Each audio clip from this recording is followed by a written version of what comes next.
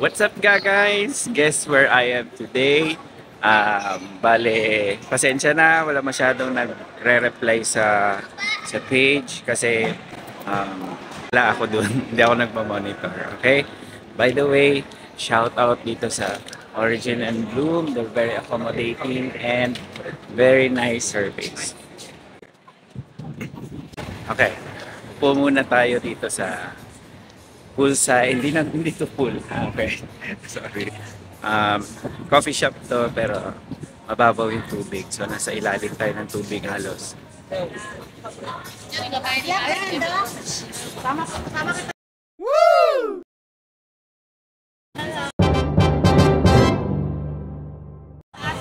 Hello.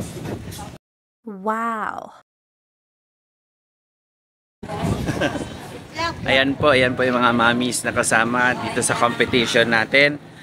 And ito po nakahiga. Hello.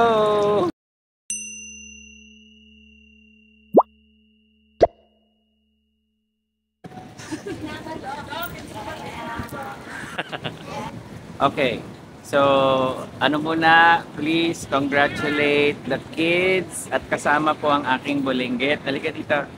Show yourself. Ay, wag ganyan, smile. O, di ba? Lagi po siyang sumisingit sa ating mga videos, pero please congratulate my daughter, Cara Guides, kasi they got gold in their competition. Now, tapos na ang competition. Alis na. Okay. Okay, quick vlog lang to, quick clarification sa mga paulit-ulit ko lang na-encounter na mga nire-refer sa akin ng mga admins, tsaka mga paulit-ulit din na tinatanong. Okay? So, una, about tip plastic. Okay? Mamaya na yung alert plastic. Tip plastic muna. Si tip plastic, dito yon, di ba?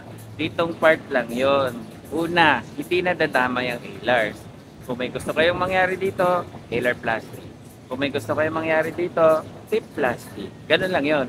Ngayon, kung mababa yung dito nyo, di ba? Flat, you need something to augment, something to lift, kailangan may ilagay na implant.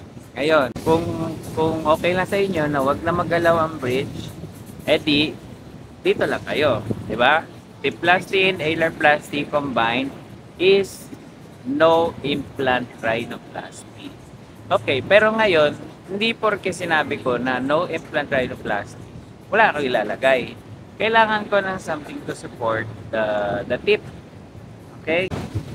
So, what do we do with tip plastic? Kailangan ko ng pang-support. What do I use? Ear cartilage. At pag may nakikita kasi ako na pure ear cartilage with tip plastic, medyo magulong medyo magulong statement 'yon. Pag sinabing tip plastic, kasama na ang ear cartilage doon. Okay? Kumukuha ako, mas sanay ako kumuha sa back kaysa sa front, no? I don't like the scars na nangyayari sa front. Although pag dito ako sa front kumukuha, hindi naman din nagkaka-scar, no? Basta follow lang yung aftercare instructions ko. Pero sa likod ako kumukuha, maliit lang yung kailangan ko. Hindi naman kailangan ng malaki, no? Hindi ko kailangan ipagyabang yung malalaki kong nakukuha. Actually, mas mayabang sa akin kung maliit lang ang kinuha, pero napapaganda pa rin yung tip or kung ano man yung kailangan, di ba? Okay? So, ang pure cartilage rhinoplasty is different than no implant.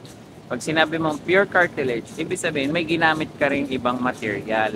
Meaning, if you want something to augment the bridge, may nilagay ka pa rin. Pero cartilage. Anong cartilage yung mataba para ilagay sa bridge? Rib. Pwede mong gamitin rib. Pwedeng galing sa sarili mo or pwedeng galing sa another person, deceased person ha, wag sa buhay. So, ibig sabihin, irradiated rib. Yun na yun, doon na papasok si irradiated rib. Irradiated rib is from a donor person na deceased na kasi syempre, pwede na natin siyang harvestan ng cartilage. Pag buhay pa, marami pa yan na mga antigen, no? Pwedeng hindi compatible kayong dalawa. So, hindi pwede yon from buhay. Although nagawa na before, but it's not advocated kasi maraming complications. So, irradiated, inalis na yung lahat ng mga pwedeng potentially react or mag-reject doon sa um, makaka-receive ng implant na yon.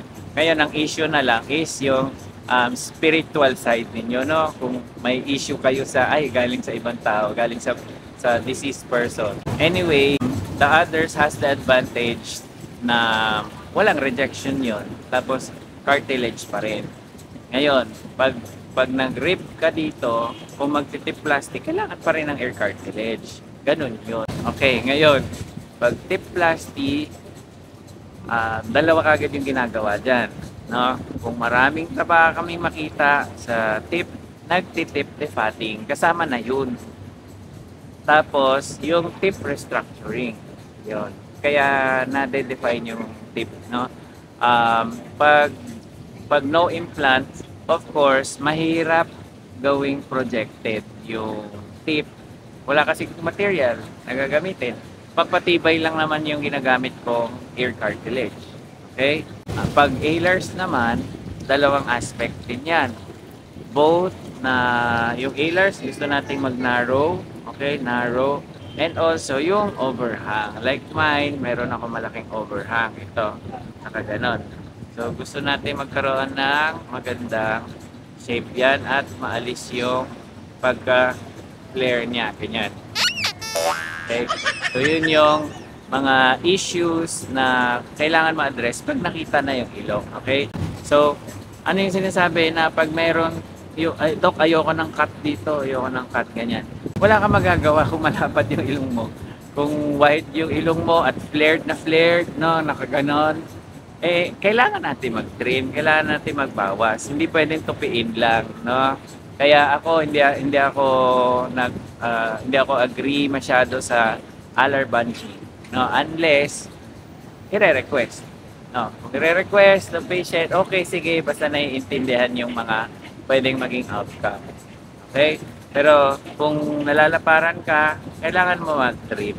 Ngayon kung nag-aalala naman kayo sa scars, galingan nyo lang maglinis, no? Yun yung aftercare, sundan nyo lang, no?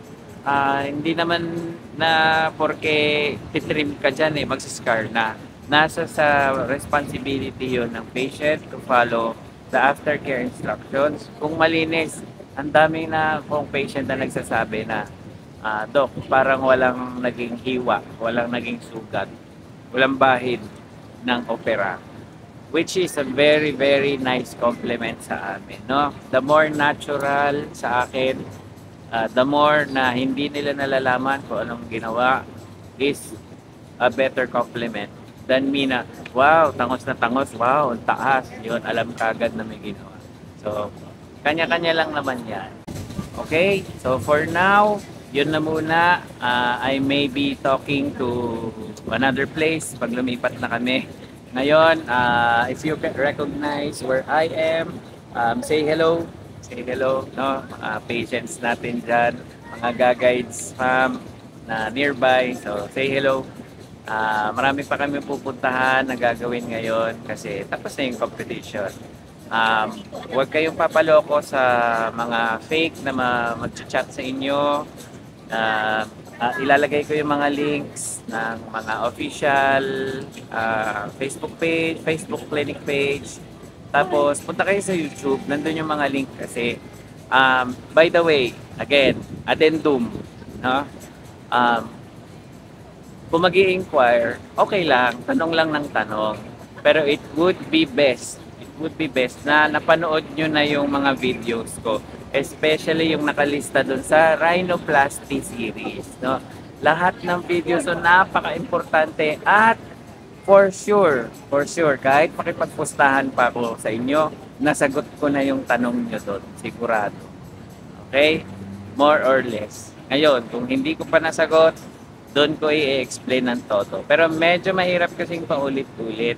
maganda kasi na may mga pinapakita ako mga visual aids dyan na it would be better na makikita ninyo, mapapanood ninyo. Ngayon, pag ganon, halatang halata na napanood na yung mga videos ko. Tapos, happy yung mga admins sumagot kasi hindi na mahirap explainan yung patient at decided na sila, wala na ring takot, walang kaba kasi sabi nga ni Sir Ernie Baron, knowledge is power, di ba?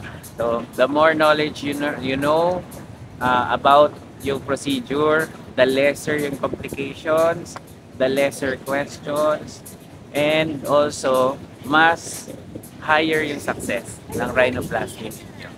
Okay? So, yun na muna, and I may be adding some of the videos here. If ever may other questions kayo, kasi bigla lang naman ako nagka-time to answer some of the common na na-encounter ko dito. So, lagay ko sa comment section para mapag-usapan natin, di ba? Ganito naman yung platform natin to answer yung mga concerns. So, galingan nyo. Good luck sa inyong rhinoplasty journey. And peace. Love you. Bye.